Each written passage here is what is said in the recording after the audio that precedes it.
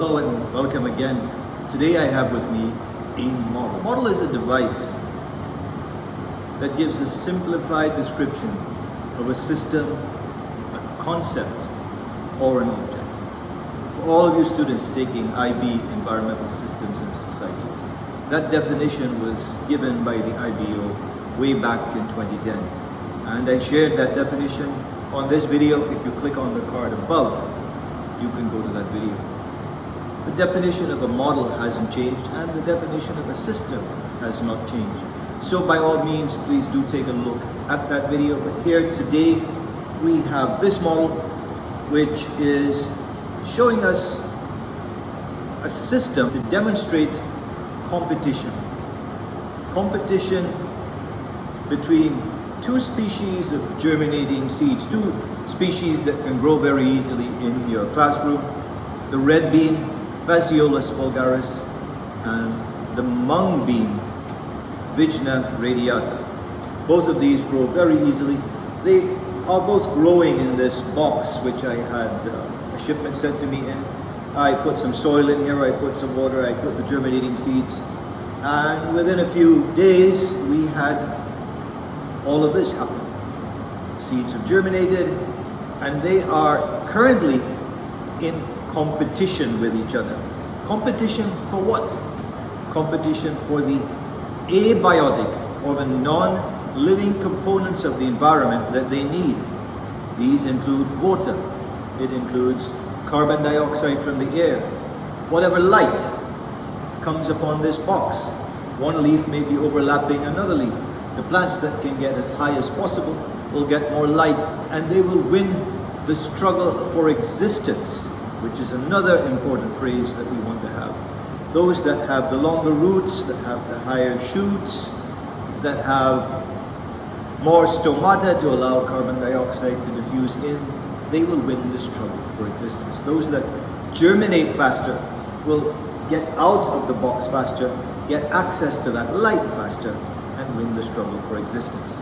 In time, not all of these plants will remain growing in this box, and I will return to make a subsequent video to see which of the two species wins the struggle for existence.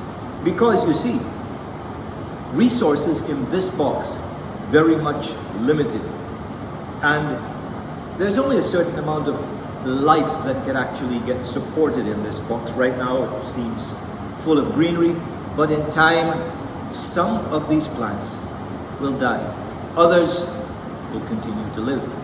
The amount of plants that can permanently be supported within this box, if we were able to allow life to thrive in it and make it a totally closed system, that would be described as the carrying capacity of the environment.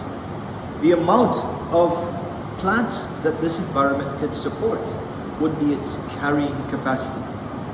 Of course, this box is a very simple system also. It's made up of the box, some soil, some packing material at the bottom, and a couple of plants. This system has inputs. Light is an input from the outside that falls upon the leaves. I do water the soil in this box every day, and that's another input into this system.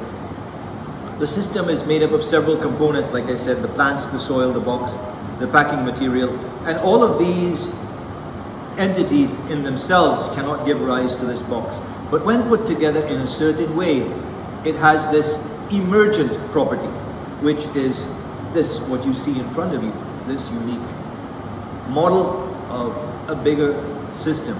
Now I've used some important words today. Abiotic components of the environment, competition. Competition between one species and another, that's called interspecific competition.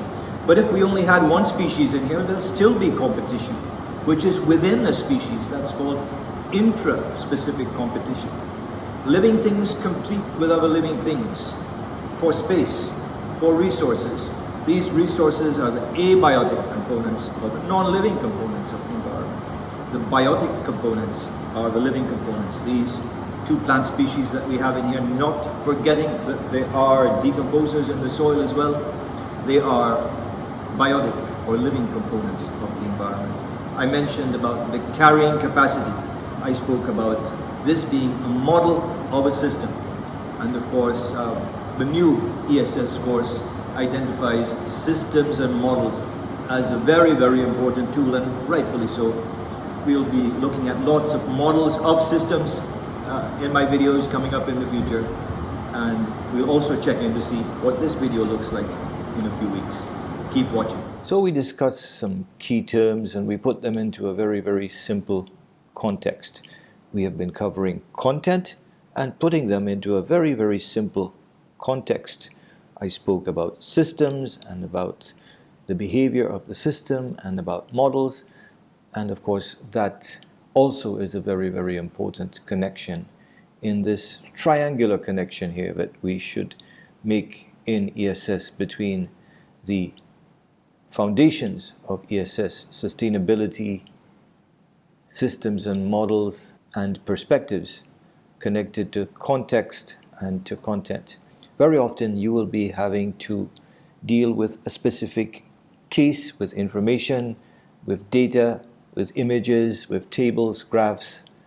And here you can see that these simple concepts can be put into a much more significant context.